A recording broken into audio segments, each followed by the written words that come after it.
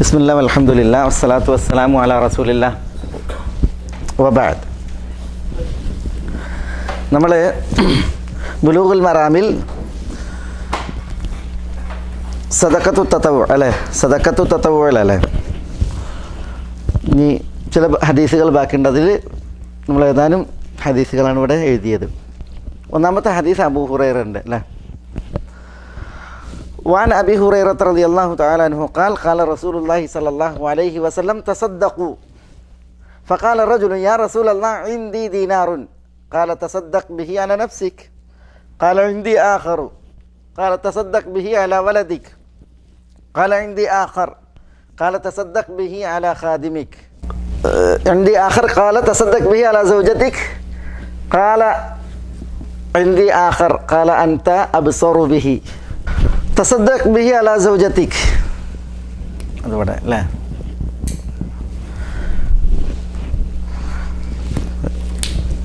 رواه أبو داود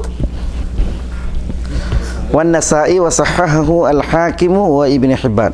ابن حبان ولا حاكم. طيب السلام. അബൂ ഹുറൈറ റളിയല്ലാഹു അൻഹു നിവേദനം, അല്ലാഹുവിൻ്റെ റസൂൽ സല്ലല്ലാഹു അലൈഹി വസല്ലം തങ്ങൾ പറഞ്ഞു. എന്താ പറഞ്ഞത്? തസദ്ദഖു നിങ്ങൾ സദഖ ചെയ്യുക, ദാനധർമ്മം നിർവഹിക്കുക.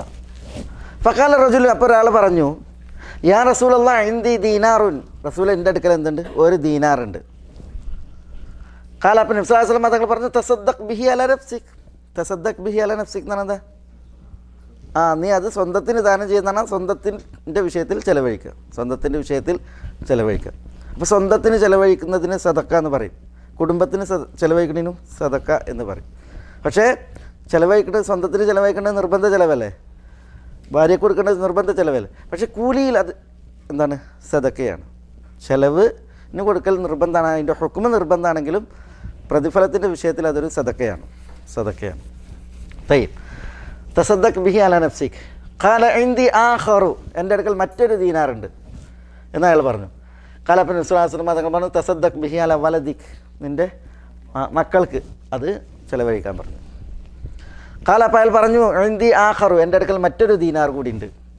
ഖാല, അപ്പോൾ നബി സല്ലല്ലാഹു അലൈഹി വസല്ലം തങ്ങൾ പറഞ്ഞു, തസദ്ദഖ് ബിഹി അലാ സൗജതിക്, നിൻ്റെ ഭാര്യയ്ക്ക് സദഖ ചെയ്യാൻ പറഞ്ഞു, ചിലവഴിക്കാൻ പറഞ്ഞു.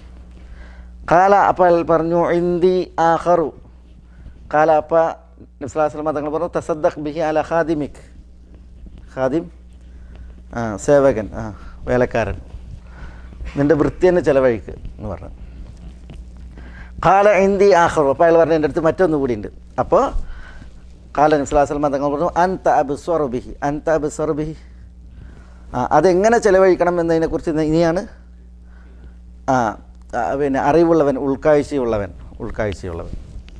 അൻത അബ്സറു ബിഹി, അൻത നീ അബ്സർ, ഏറ്റവും ഉൾക്കാഴ്ചയുള്ളവനാണ്, ബിഹി ആ ദീനാറിൻ്റെ വിഷയത്തിൽ.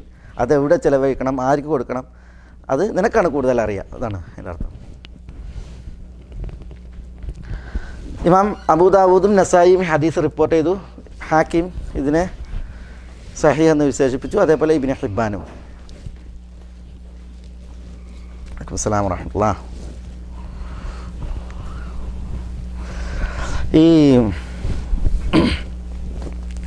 ഹദീസ് എന്താ അറിയിക്കണേ? ഹദീസ് സഹിയാണ്.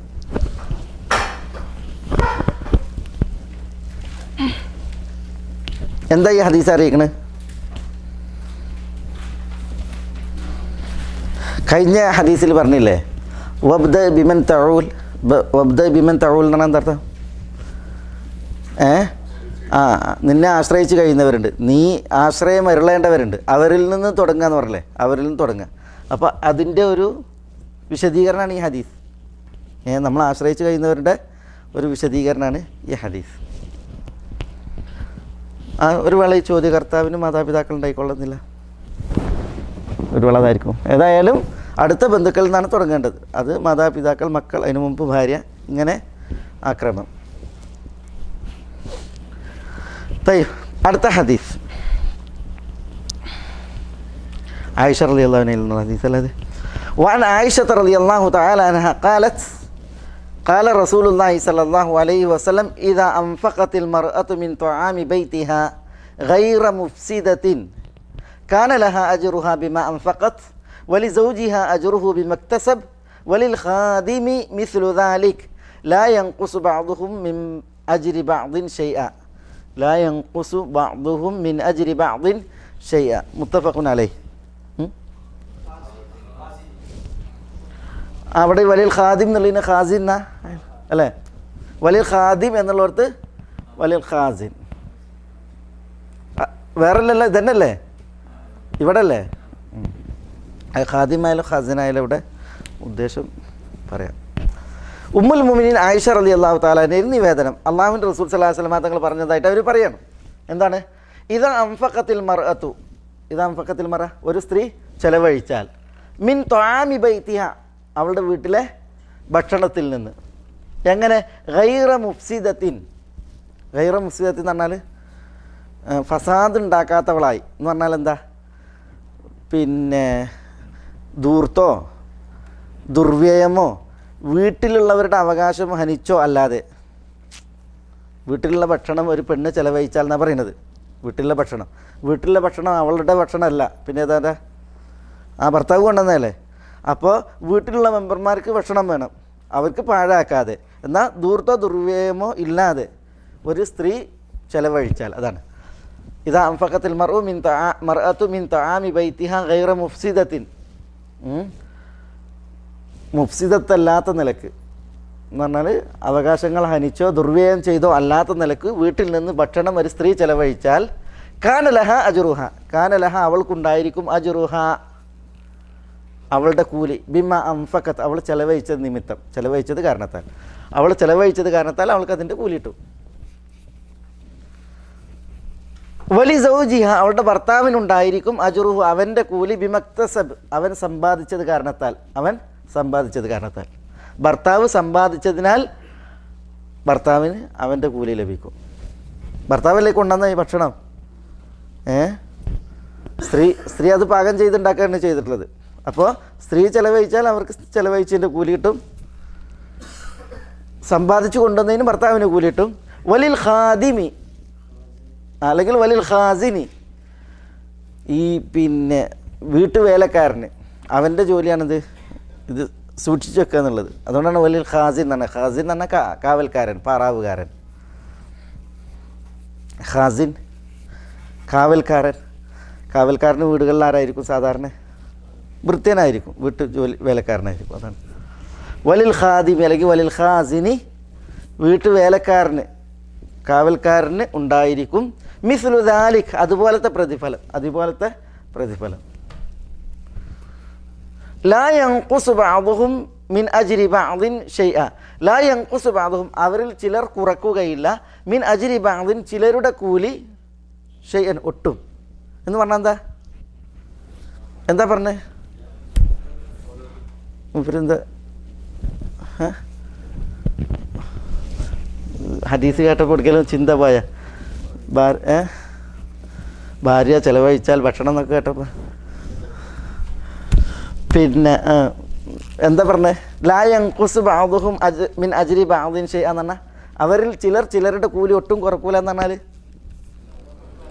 എല്ലാവർക്കും ഒരേപോലെ കൂലി. ഭക്ഷണം പാകം ചെയ്ത് ഒരുക്കി ദാനം ചെയ്ത പെണ്ണിനും ഭക്ഷണ പദാർത്ഥങ്ങൾ കൊണ്ടുവന്ന അധ്വാനിച്ചു കൊണ്ടുവന്ന ഭർത്താവിനും അത് സൂക്ഷിച്ച് കാവൽ നിന്ന ഭൃത്യനും ഒക്കെ ഒരേ കൂലി.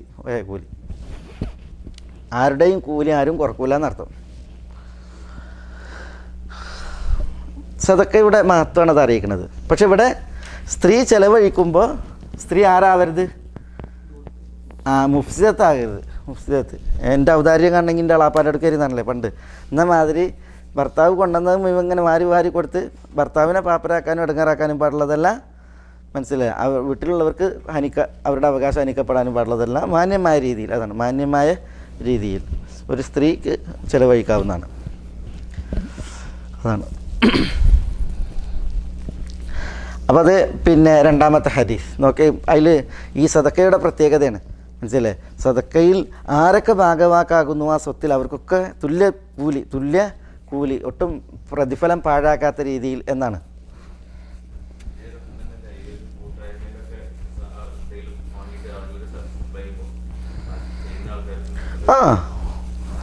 നന്മയിൽ സഹകരിക്കുന്നവർക്ക് കൂലി. അതേപോലെ തന്നെ ഒക്കെ ഇഖ്ലാസ് വേണം, മനസ്സിലല്ലേ? നല്ല നീയത്ത് വേണം, നല്ല പ്രവർത്തനമായിരിക്കണം, അകവും പുറവും ഒരുപോലെ ആയിരിക്കണം എന്നുള്ളതാണ് അതിൻ്റെ വിഷയം, മനസ്സിലായോ?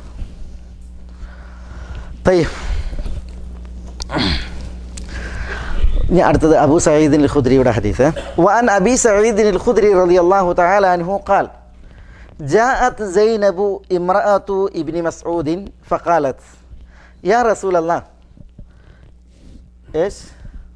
എന്തെല്ലാം യാ റസൂലല്ലാഹ് ഇന്നക അമർത അൽയൗം ബിസ്സദഖ വകാന ഇൻദി ഹുലിയ്യുൻ ലി ഫഅറദ്തു അൻ അതസദ്ദഖ ബിഹി ഫസഅമ ഇബ്നു മസ്ഊദ് أنه وولده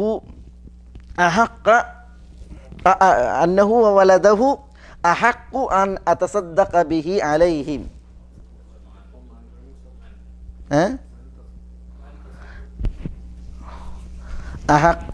أحق من تصدق. എല്ലാവരുടെയും അങ്ങനെ തന്നെ. أحق من أتصدق به عليهم. ഓ, അപ്പം പിന്നെ അന്നാക്കണോ?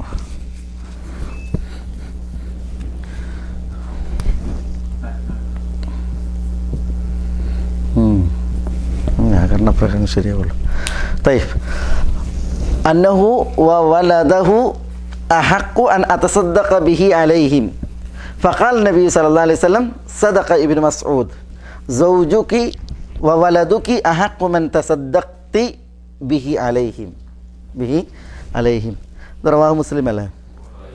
റവാഹുൽ ബുഖാരി. ഓക്കെ.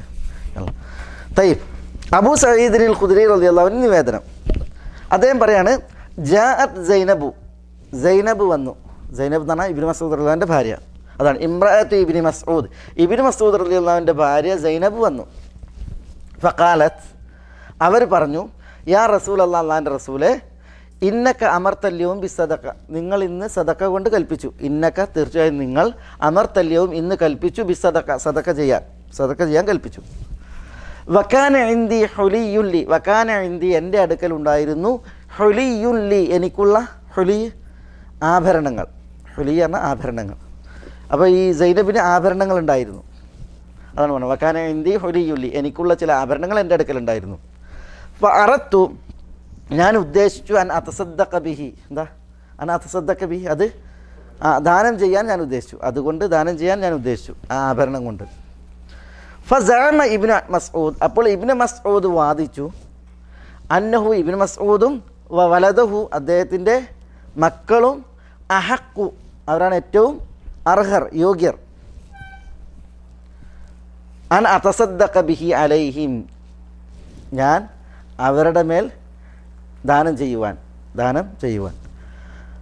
ഞാൻ അവരുടെ മേൽ ദാനം ചെയ്യുവാൻ ഏറ്റവും അർഹരാണ് തങ്ങൾ എന്ന് ഇബ്നു മസ്ഊദ് വാദിക്കുന്നു.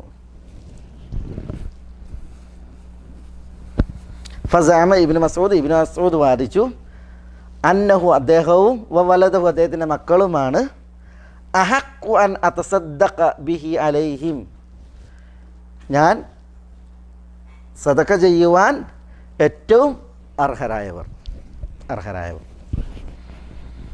ഇതാണ് ഇബ്നു മസ്ഊദിൻ്റെ വാദം. ഫഖാല നബി സല്ലല്ലാഹു അലൈഹി വസല്ലം, നബി സല്ലല്ലാഹു അലൈഹി വസല്ലം തങ്ങൾ പറഞ്ഞു, സദഖ ഇബ്നു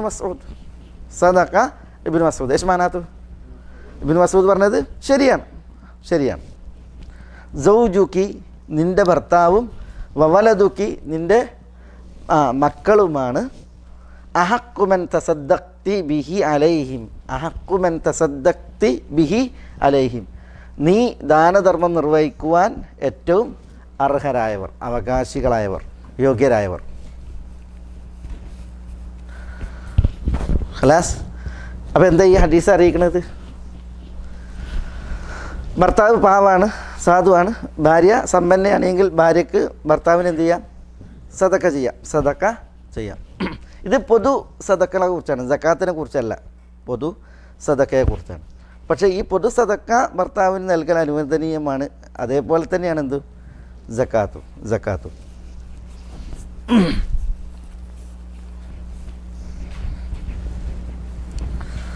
സക്കാത്ത് അങ്ങനെ ചെയ്യാം. പക്ഷേ ഭാര്യയ്ക്ക് ഭർത്താവിന് സക്കാത്ത് കൊടുക്കാം, സദക്ക കൊടുക്കാം.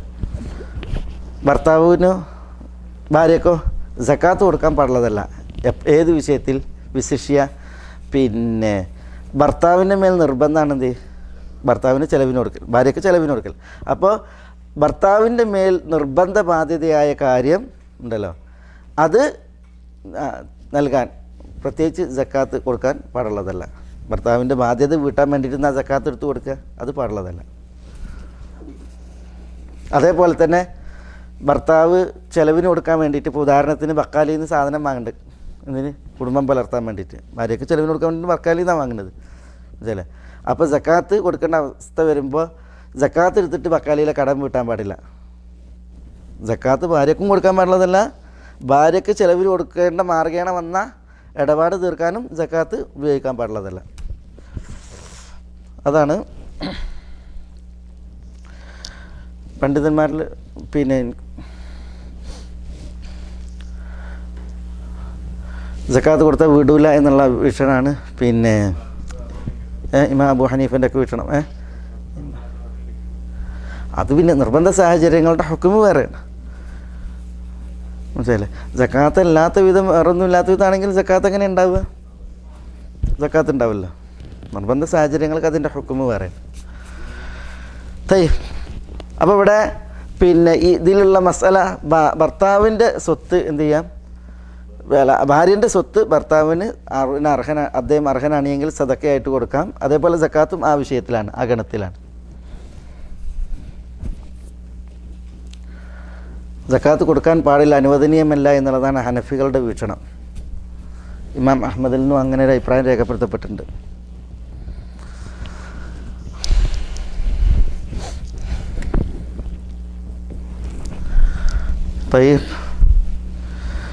ഇത് ഇപ്പോൾ സദക്കകളുടെ വിഷയത്തിലാണ് ഈ ഹദീസുകളൊക്കെ മനസ്സിലായി. സദക്കയുടെ പ്രാധാന്യം, അതേപോലെ തന്നെ സദക്ക അതിനാലുള്ള പുണ്യം, ഇതൊക്കെയാണ് ഇത് അറിയിക്കുന്നത്.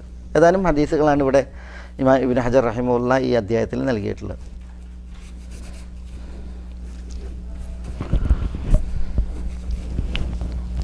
നമ്മൾ കഴിഞ്ഞ ക്ലാസ്സിൽ പറഞ്ഞ സഅദ് ബിൻ ഉബാദയാണ് റസൂലുള്ളാഹി സ്വല്ലല്ലാഹു അലൈഹി വസല്ലം തങ്ങളോട് പിന്നെ ഉമ്മാക്ക് വേണ്ടിയിട്ട് സദക്ക ചെയ്യട്ടെ എന്ന് ചോദിക്കണത് മനസ്സിലല്ലേ.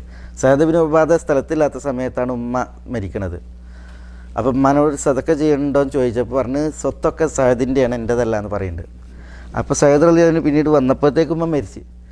അപ്പോൾ പിന്നെ സഅദിനോട് ഇത് പറഞ്ഞ്, അപ്പോൾ റസൂലുള്ളാഹി സ്വല്ലല്ലാഹു അലൈഹി വസല്ലം തങ്ങൾ ചെന്നിട്ട് സഅദിനോട് ചോദിക്കുകയാണ്, ഉമ്മ മരിച്ചുപോയി, ഉമ്മാക്ക് വേണ്ടിയിട്ട് ഞാൻ സദക്ക ചെയ്താൽ അത് സ്വീകരിക്കപ്പെടുമോ, അല്ലെങ്കിൽ അതിൻ്റെ പുണ്യം ഉമ്മാക്ക് ലഭിക്കുമോ?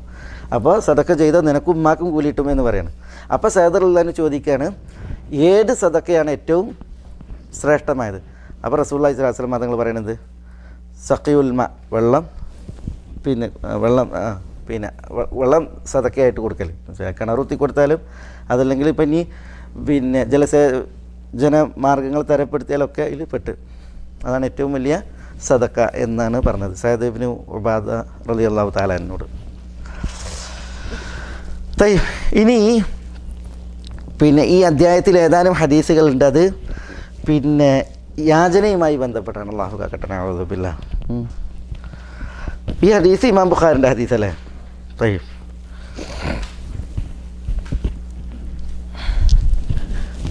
അടുത്ത ഹദീസ് അത് ഇബ്നു ഉമറിൻ്റെ. وعن ابن عمر رضي الله تعالى عنه قال قال رسول الله صلى الله عليه وسلم لا يزال الرجل يسأل الناس حتى يأتي يوم القيامة وليس في وجهه مزحة لحم رواه مسلم.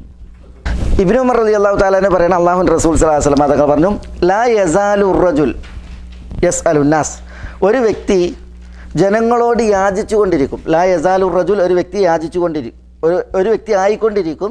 യസ്അലു നാസ്, ജനങ്ങളോട് യാചിച്ചു കൊണ്ട് ആയിക്കൊണ്ടേയിരിക്കും.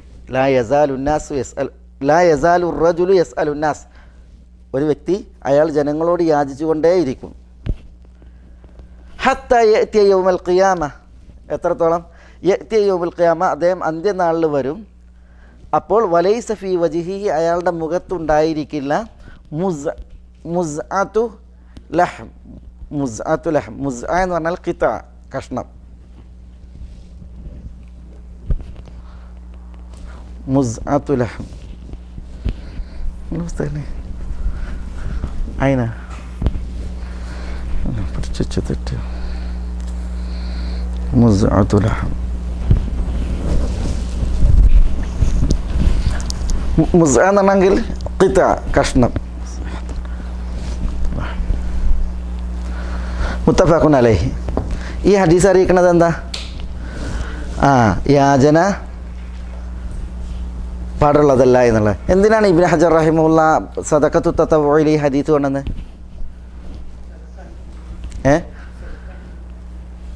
സദക്ക പിന്നെ നൽകപ്പെടുന്നിടത്താണ് എന്ത്? യാചന വരിക. അപ്പോൾ പിന്നെ സദക്ക കൊള്ളാൻ യോഗ്യരാണെങ്കിലും അല്ലെങ്കിൽ എന്ത് ചെയ്യും, ആളുകൾക്ക് പിന്നെ സദക്ക കിട്ടുക എന്ന് പറഞ്ഞിട്ടെങ്കിൽ താല്പര്യമില്ല. അപ്പോൾ അനർഹർ യാചിക്കുന്നതിനെ കുറിച്ചാണ് റസൂൽ ഇവിടെ പറയുന്നത്. അർഹരായവരുടെ വിഷയമല്ല, അനർഹരായവരുടെ വിഷയമാണ്. അപ്പോൾ ലാ യസാലു റജുലു യസ്അലു നാസ് ഹത്താ യഅതി യൗമൽ ഖിയാമത്തി വലൈസ ഫീ വജിഹി മുസ്അത്തു ലഹ്മിൻ. അനർഹൻ യാചിച്ചിട്ടുണ്ടെങ്കിൽ അയാൾ അന്ത്യനാളിൽ വരും, അയാളുടെ മുഖത്ത് മാംസം ഉണ്ടാവില്ല എന്നാണ്. എന്നാൽ അയാൾ അപമാനിതനായിരിക്കും അന്ത്യനാളിൽ എന്നർത്ഥം. അപമാനിതനായിരിക്കും. അത് അന്ത്യനാളിൽ മാത്രമല്ല, ഈ ലോകത്ത് അങ്ങനെ തന്നെയല്ല. യാചകൻ്റെ ഹാൽ അങ്ങനെയാണ്.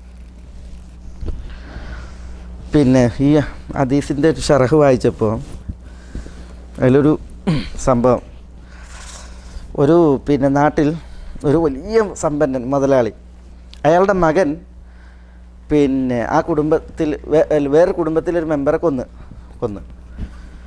അപ്പോൾ സ്വാഭാവികമായിട്ട് എന്ത് ചെയ്യും, ഇസ്ലാമിക ശിക്ഷാ കോടതി പിടികൂടി ഈ ഘാതകനെ കൊല്ലാൻ വിധിച്ച്, അല്ലെങ്കിൽ എന്ത് ചെയ്യണം, ബ്ലഡ് മണി കൊടുക്കണം. മനസ്സിലായില്ലേ? അപ്പോൾ വധിക്കപ്പെട്ടവൻ്റെ ബന്ധുക്കൾ പറഞ്ഞു ഒന്നുകിൽ ബ്ലഡ് മണി അല്ലെങ്കിൽ പ്രതിക്രിയ ഖിസാസ്. അപ്പോൾ ഇവർ വലിയ സമ്പന്നരാണ്, അതുകൊണ്ട് തന്നെ ബ്ലഡ് മണി കൊടുക്കാൻ ഇവർ തയ്യാറാണ്. പക്ഷെ അവർ പറഞ്ഞ് പിന്നെ ഈ ദായധനം ബ്ലഡ് മണി അത് എങ്ങനെ വേണം, ഈ കൊന്നവൻ്റെ വാപ്പ ഉണ്ടല്ലോ, വാപ്പ ഇരന്ന് വാങ്ങിയതായിരിക്കണം. അവർക്കിഷ്ടമല്ല. അവർ പറഞ്ഞ് ഞങ്ങൾ പിന്നെ ഒരാളുടെ ബ്ലഡ് മണി അല്ല 10 ആളുടേത് വരെ തരാം. അപ്പോൾ ഒരാളെ കൊന്നിട്ടുണ്ടെങ്കിൽ ബ്ലഡ് മണി എത്രയാണ്? 100 ഒട്ടകം അതിൻ്റെ വിലയാണ്. ശരിയല്ലേ? ഇത് 1000 ഒട്ടകത്തിൻ്റെ വില തരാം പറഞ്ഞ്. കാരണം അവരത്ര സമ്പന്നരാണ്. പക്ഷെ പറഞ്ഞാൽ പറ്റൂല. ഒന്നുകിൽ ഖിസാസ്, നിങ്ങളെ മകനെ വധിക്കുക, അല്ലെങ്കിൽ ഞങ്ങൾക്ക് ബ്ലഡ് മണി തരണം, പക്ഷേ എന്തായിരിക്കണം, ഇരന്ന് വാങ്ങിയതായിരിക്കണം. അങ്ങനെ പിന്നെ അപ്പോൾ ഈ നാട്ടിൽ നിന്ന് ഇരന്ന് വാങ്ങാൻ ആരെങ്കിലും കൊടുക്കുമോ ഇത്ര സമ്പന്നം പറഞ്ഞാൽ?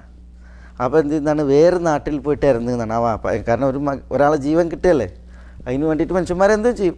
അങ്ങനെ പോയി അവിടുന്ന് ഇരന്ന് ഈ തുക ഒപ്പിച്ചു എന്നാണ്, അന്യനാട്ടിൽ നിന്ന്. മനസ്സിലായോ? തുക ഒപ്പിച്ച് ബ്ലഡ് മണി കൊടുത്ത്. പക്ഷെ എന്താ ചരിത്രം, പിന്നെ ഈ മനുഷ്യൻ ബ്ലഡ് മണി കൊടുത്തതിന് ശേഷം വീണ്ടും ആ നാട്ടിൽ പോയിട്ട് ഇയാൾക്ക് ഇതാ പണി ഇറക്കുക. അതാണ് വിഷയം. കാരണം എന്താണ്, ഇത് പിന്നെ ശീലിച്ചു പോയി. അപ്പോൾ അയാൾക്ക് പിന്നെ അതൊരു തൊഴിലായി എന്നാണ്, ഒഴിവാക്കാൻ കഴിയാത്ത വിധം ഒരു തൊഴിലായിപ്പോയി എന്നുള്ളതാണ്. മനുഷ്യന്മാരുടെ പ്രകൃതമാണത്. നമ്മുടെ നാട്ടിലും ഇങ്ങനെ തമാശക്ക് പറയും, പിന്നെ കൈ നോക്കിയപ്പോൾ കുറത്തി പറഞ്ഞാൽ 1 കൊല്ലം കഴിഞ്ഞാൽ 2 കൊല്ലം തെണ്ടാൻ വകുപ്പുണ്ട്. അപ്പോൾ ഇയാൾക്കൊക്കെ പ്രശ്നമായി തെണ്ടാൻ. അപ്പോൾ 2 കൊല്ലം കഴിഞ്ഞാലോ ചോദിച്ചാൽ പറഞ്ഞാൽ അത് ശീലമായിക്കോളും എന്ന് പറഞ്ഞു. എന്ന മാതിരിയാണ് പിന്നെ ഇത് ശീലമാകും. അതേപോലെയാണ് ഇപ്പോൾ ഈ ചെങ്ങായി വലിയ മുതലാളിയാണ്, അവർക്ക് ഒരാളെ വധിച്ചതിൻ്റെ ദായധനം കൊടുക്കാൻ 10 ഇരട്ടി കൊടുക്കാനുള്ള വകുപ്പുണ്ട്. പക്ഷേ ഈ വധിക്കപ്പെട്ടവൻ്റെ ബന്ധു പറയാണ് ഇയാൾ വാപ്പ ഇരന്ന് വാങ്ങണം, എന്നിട്ട് ഞങ്ങളെ ബ്ലഡ് മണി തരണം. അല്ലേ? അപ്പോൾ അയാളങ്ങനെ ചെയ്തു. പക്ഷേ ഇയാൾക്ക് ഇതൊരു തൊഴിലായി മാറി. ആ വധിക്കപ്പെട്ടവൻ്റെ വാപ്പാനോട് ചോദിച്ചു, എന്തിനാണ് നിങ്ങൾ അത് എങ്ങനെ ആവശ്യപ്പെട്ടത്, ഇറന്ന് വാങ്ങുക? അപ്പോൾ അയാൾ പറയണേ, ഓന് ജീവിച്ചിരിക്കെ ഓനെ വധിക്കണം എന്നുണ്ടെങ്കിൽ ഈ രീതിയാണ്. അതായത് എൻ്റെ മകനെ കൊന്നു അതല്ലേ, ഇനി ഓനെ കൊല്ലണമെങ്കിൽ അല്ലെങ്കിൽ ഓൻ്റെ വാപ്പാനെ തിരിച്ചു കൊല്ലണം എന്നുണ്ടെങ്കിൽ അതിനുള്ള പണി എന്താ? ജീവനോടെ കൊല്ലുക എന്നുള്ളതാണ്. ജീവനോടെ കൊല്ലാനുള്ള പണി എന്താണ്? മനുഷ്യന്മാരുടെ മുമ്പിൽ ഇറക്കുക എന്നുള്ളതാണ്. അള്ളാഹു കാക്കട്ടെ. അതുമില്ല. ഏതായാലും അങ്ങനെ ഒരു സംഭവം ഞാൻ ഈ ഹദീസിൻ്റെ ഷറാഹിൽ ഒരിടത്ത് വായിക്കണ്ടായി. لا يزال الرجل يسأل الناس حتى يأتي يوم القيامة وليس في وجهه مزعة لحم. متفق عليه. അടുത്ത ഹദീസ്, അത് ആരുടെ ഹദീസ്? അബൂ ഹുറൈറയുടെ. وعن أبي هريرة رضي الله تعالى عنه قال نوت حديثه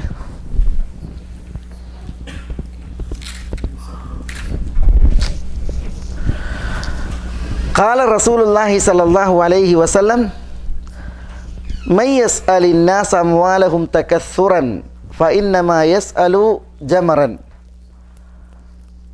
فليستقل أو ليستكثر. رواه مسلم.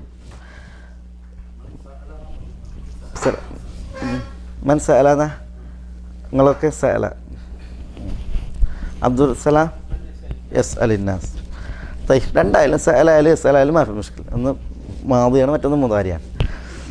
അബൂ ഹുറൈറ റളിയല്ലാഹു അൻഹു നിവേദനം, അല്ലാഹുവിൻ്റെ റസൂൽ സ്വല്ലല്ലാഹു അലൈഹി വസല്ലം തങ്ങൾ പറഞ്ഞു, മൈ യസ് അലിന്നാസ്. എന്താ മൈ യസ് അലിന്നാസ്? വല്ലവരും ജനങ്ങളോട് ചോദിച്ചാൽ, യാചിച്ചാൽ. എന്ത്? അംവാലഹും, അവരുടെ സ്വത്തുക്കൾ, അവരുടെ സ്വത്തുക്കൾ. വല്ലവരും ജനങ്ങളോട് അവരുടെ സ്വത്തുക്കൾ ചോദിച്ചാൽ, തക്കസുറൻ. എന്താ തക്കസുറൻ? സ്വത്ത് കൂട്ടാൻ വേണ്ടി, പെരുപ്പിക്കാൻ വേണ്ടി, ആവശ്യത്തിനല്ല. പിന്നെയോ വെറുതെ സ്വത്ത് പെരുപ്പിക്കാൻ വേണ്ടി ജനങ്ങളോട് അവരുടെ സ്വത്ത് ചോദിച്ചാൽ, ഫഇന്നമാ യസ്അലു ജമറൻ. ഫഇന്നമാ യസ്അലു, തീർച്ചയായും അവൻ ചോദിക്കുന്നു. എന്താണ് ചോദിക്കുന്നത്? ജമറൻ. ജമർ പറഞ്ഞാൽ തീക്കനലുകൾ. അവൻ യാചിക്കുന്നത് തീക്കനലുകളെയാണ്. ജമറ എന്ന് പറഞ്ഞാൽ തീക്കനൽ. അതുകൊണ്ട് ഫൽ യസ്തഖില്ല ഔ യസ്തക്സിർ. ഫൽ യസ്തഖിൽ എന്താ അതിൻ്റെ അർത്ഥം? ഫൽ യസ്തഖിൽ എന്ന് പറഞ്ഞാൽ എറിഞ്ഞാൽ യാചിക്കുന്നത് എന്താണ്? നരകത്തിലെ തീക്കനലുകളാണ്. അതുകൊണ്ട് ഫൽ യസ്തഖിൽ, ആ തീക്കനലുകൾ ഒരാൾ കുറക്കട്ടെ. ഔ യസ്തക്സിർ, അല്ലെങ്കിൽ അത് കൂട്ടട്ടെ. പിന്നെ സ്വത്ത് പെരുപ്പിക്കാൻ ജനങ്ങളോട് യാചിക്കുന്നവൻ, അവൻ നരകത്തീക്കനലുകളെയാണ് എന്തിന് എരന്നുകൊണ്ടിരിക്കുന്നത്. യത്തീമുകളുടെ സ്വത്ത് തിന്നവൻ വയറ്റിലേക്ക് നടക്കുന്നത് എന്താണ്? ഇന്നമ യക്കുലൂന ഫി ബുത്തൂനി നാറാന്ന് പറഞ്ഞില്ലേ, നരകത്തിയാണ് പറഞ്ഞത്. അതേപോലെ ഒരു പ്രയോഗമാണത്. സ്വത്ത് പെരുപ്പിക്കാൻ വേണ്ടി അനാവശ്യമായിട്ട് യാചിക്കുന്നവൻ, അവൻ യാചിച്ച് വാങ്ങുന്നത് നരകത്തീക്കനലാണ്. അതുകൊണ്ട് ഫൽ യസ്തഖില്ല, ആ തീക്കനൽ ഒരാൾ കുറക്കാൻ സാധിച്ചാൽ അവന് കുറക്കട്ടെ. ഔ യസ്തക്സിർ, അല്ലെങ്കിൽ അവനത് കൂട്ടട്ടെ. എന്താ പ്രയോഗം? അതൊരു താക്കീതും മുന്നറിയിപ്പാണ്. മനസ്സിലായില്ലേ? അനാവശ്യമായിട്ട് ഇറക്കണവൻ ഇറന്ന് വാങ്ങുന്നത് തീയാണ്. അതുകൊണ്ട് അത് കുറക്കാൻ കഴിയണോ കുറക്കട്ടെ, കൂട്ടാൻ ഉദ്ദേശിക്കുന്നവൻ കൂട്ടട്ടെ. കുറച്ചാലും കൂട്ടിയാലും ഇതെന്താണ്? തീയാണ്, സൂക്ഷിച്ചോളിയും എന്നുള്ള അർത്ഥത്തിൽ. ചിലർ പറഞ്ഞത് ഫൽ യസ്തഖില്ല ഔ യസ്തക്സിർ പറഞ്ഞിട്ടുണ്ടെങ്കിൽ യാചന കുറക്കട്ടെ അല്ലെങ്കിൽ യാചന കൂട്ടട്ടെ. രണ്ടായാലും അത് താക്കീതാണ്, മുന്നറിയിപ്പാണ്. യാചന കുറച്ചിട്ടുണ്ടെങ്കിൽ തീക്കനൽ കുറയും, യാചന കൂട്ടിയാൽ തീക്കനൽ കൂടും ചെയ്യും. ഈ ഹദീസ് അറിയിക്കണത് എന്താണെന്നറിയോ? എന്താണ്? അനാവശ്യ യാചന അത് നരകാർഹമായിട്ടുള്ള കുറ്റാണ്, പാപാണ് എന്നുള്ളതാണ്. അർഹരായവർക്ക് ചോദിക്കാം. ഫമസായില ഫല തൻഹർ, ചോദിക്കുന്നവനെ നീ വിരട്ടി ഓടിക്കരുത് തന്നെ. അത് അർഹരായവരാണ് എങ്കിൽ അവർക്ക് ചോദിക്കാവുന്നതാണ്. നബി സല്ലല്ലാഹു അലൈഹി വസല്ലം തങ്ങൾ പറഞ്ഞിട്ടുണ്ട്. ഏത്?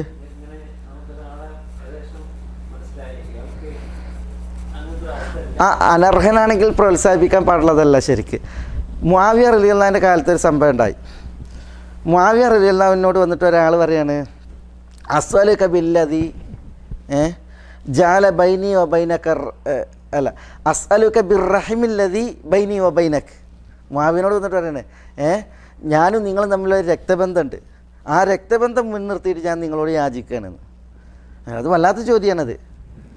അതായത് രക്തബന്ധം, കുടുംബബന്ധം നടന്നെങ്കിൽ അതും പാലിക്കണ്ടേ?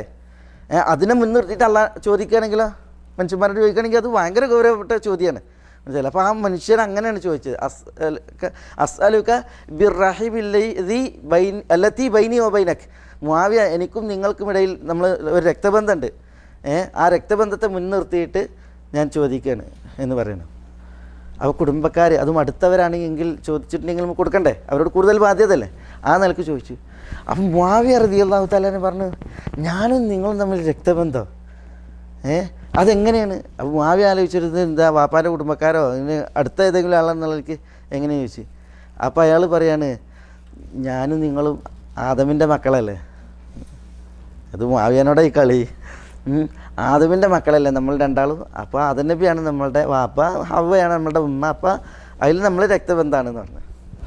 അതിൽ മുആവിയ റളിയല്ലാഹു എന്ത് ചെയ്ത് ഒരു കത്ത് എഴുതി കൊടുത്ത്, മനസ്സിലല്ലേ, ഇന്ന നാട്ടിൽ പോവുക, അവിടെ എൻ്റെ ഗവർണറുണ്ട്, മൂപ്പരത്ത് പൈസയുണ്ട്, അവിടെ ബൈത്തുൽ മാലിൽ പൈസ ഉണ്ട്, അപ്പോൾ ഞാൻ കത്ത് തരാം, ആ കത്തായിട്ട് പോയിട്ട് ഇന്ന നാട്ടിൽ പോയിട്ട് അവിടെ ഗവർണറെ അടുത്ത് കൊടുത്തിട്ടുണ്ടെങ്കിൽ അയാൾ കാശ് തരും എന്ന് പറഞ്ഞു. അപ്പോൾ മുആവിയ എനിക്ക് ഭയങ്കര ഔദാര്യ മനസ്കനുമാണ്, ഇത്തരം കേസുകളൊക്കെ കൈകാര്യം ചെയ്യാൻ മൂപ്പര് എല്ലാം ഉഷാറുമാണ്. മുആവിയ ഭയങ്കര ബുദ്ധിജീവിയാണ്. കത്ത് കൊടുത്ത്, അപ്പോൾ കത്ത് വാങ്ങിയിട്ട് മിസ്കീൻ എന്ത് ചെയ്ത് അങ്ങോട്ട് പോയി, കുറേ ഇടങ്ങാറായി പോയിട്ട് അവിടുത്തെ ഗവർണർക്ക് മുആവിയൻ്റെ കത്ത് കൊടുത്ത്, അയാളെ കത്ത് പൊട്ടിച്ചിട്ട് കത്ത് വായിച്ചിട്ട് എന്ത് ചെയ്ത് 1 ദിർഹം എടുത്ത് കൊടുത്ത്. 1 ദിർഹം ഇതാണ്. അതിൽ ഇയാൾ ഇതെന്ത് പരിപാടിയാണ്, 1 ദിർഹം മുആവിയൻ്റെ കത്താണ്. കാരണം മുആവിയ അങ്ങനെ ചില്ലറ കൊണ്ട് മതിയാക്കുന്ന ആളല്ല, പക്ഷെ ഇത് 1 ദിർഹം ഒരു പൈസ എന്ന് പറഞ്ഞിട്ടുണ്ടെങ്കിൽ അപ്പോൾ പറഞ്ഞു മുആവിയ നിങ്ങൾക്ക് തരാൻ എഴുതിയിട്ടുള്ളത് എന്താണ്, 1 ദിർഹം തരാനാണ് എഴുതിയിട്ടുള്ളത്, നീ പോച്ചിട്ടില്ലെങ്കിൽ പോകാൻ പറഞ്ഞു, മുആവിയൻ്റെ അടുത്ത് പോകാൻ പറഞ്ഞു. ഈ 1 ദിർഹം കിട്ടിയേക്കിന് ഇയാൾ എന്ത് ചെയ്തു, മുആവിയൻ്റെ അടുത്തേക്ക് പോയി. അപ്പോൾ ഇങ്ങോട്ട് തിരിച്ചു വന്നിട്ട് മുആവിയനോട് പറഞ്ഞു ഞാൻ നിങ്ങളോട് ചോദിച്ചിട്ട് നിങ്ങളത്തെ 1 ദിർഹമാ തന്ന്. അപ്പോൾ മുആവിയ റളിയല്ലാഹു പറഞ്ഞ് നിങ്ങൾ വിവരിച്ച രീതിയിലുള്ള രക്തബന്ധത്തിനനുസരിച്ച് കൊടുക്കുകയാണെങ്കിൽ 1 ദിർഹം തന്നെ തരാൻ പറ്റില്ല, കാരണം എല്ലാവർക്കും കൊടുക്കണ്ടേ. എങ്ങനെ വന്ന് ചോദിച്ചിട്ടുണ്ടെങ്കിൽ ആദമും ഹവ്വയാണ് നമ്മളെ വാപ്പിയമ്മയാണ്, അതിൽ ആ രക്തബന്ധത്തിൽ കൊടുക്കുകയാണെന്നുണ്ടെങ്കിൽ 1 ദിർഹം കൊടുത്താൽ തന്നെ എല്ലാവർക്കും കൊടുക്കാൻ തികയില്ല. അപ്പോൾ നിങ്ങൾക്ക് കിട്ടിയ വലിയതാണ് പിടിച്ചോളി എന്ന് പറഞ്ഞിട്ട് മുആവിയ എന്തെന്ന് മൂപ്പരെ വിട്ടതാണ് എന്ന് പറഞ്ഞിട്ടുണ്ടെങ്കിൽ ചിലർ അനാവശ്യ യാചനക്കാർ ഇതേപോലെ ആ അനാവശ്യ യാചന ഇതുപോലെ കൈകാര്യം ചെയ്യാം. ഇപ്പോൾ റസൂലുള്ളാഹി സ്വല്ലല്ലാഹു അലൈഹി വസല്ലം തങ്ങളുടെ അടുക്കലേക്ക് അനാവശ്യ യാചനക്ക് വന്നപ്പോൾ കരുത്തുള്ള ഒരാൾ വന്നപ്പോൾ റസൂൽ എന്ത് ചെയ്ത് അയാൾക്ക് വിറക് വാങ്ങി ജീവിക്കാനുള്ള അവസരം ഒരുക്കുക ചെയ്തത്, മനസ്സിലേ.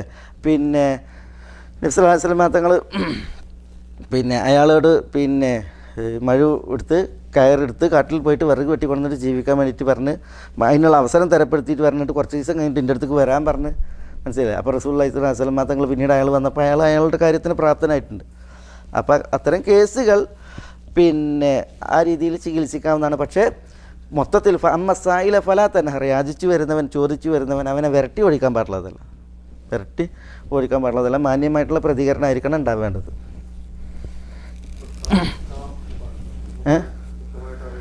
അങ്ങനത്തെ ആണെങ്കിൽ നമ്മളതിനെ പ്രോത്സാഹിപ്പിക്കണ്ട.